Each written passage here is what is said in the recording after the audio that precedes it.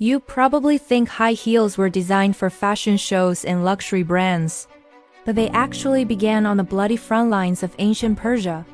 Imagine an elite cavalry soldier riding at full speed, his heels locked into stirrups, his body steady, his arrow aimed with precision. This was not fashion. It was a weapon of war. Part 1. The Persian Cavalry's Secret. In the 10th century, Persian horsemen needed stability while standing in stirrups to shoot arrows. Heeled shoes helped secure their feet. The raised heel prevented slipping and gave better balance. This military advantage allowed mounted archers to fire accurately while galloping. The heel was not decoration. It was tactical design. Part 2. How war turned into royal fashion. When Persian envoys visited Europe in the 16th and 17th centuries, their style caught attention.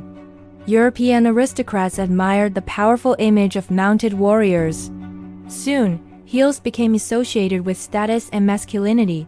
One of the most famous adopters was Louis XIV. He wore red-heeled shoes as a symbol of royal power. Only nobles were allowed to wear certain heel styles in his court. At that time, high heels were a sign of authority and dominance. They were worn by men.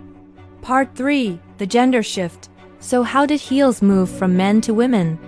In the 18th century, fashion in Europe began changing. Men's clothing became more practical and simple.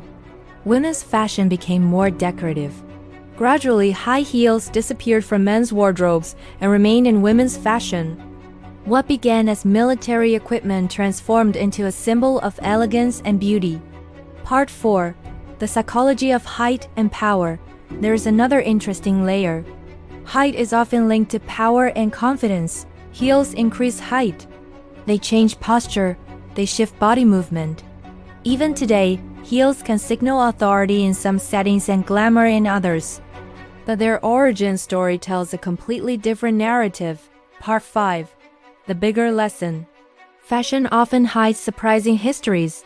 Clothing we think of as purely aesthetic may have roots in survival, warfare, or social hierarchy.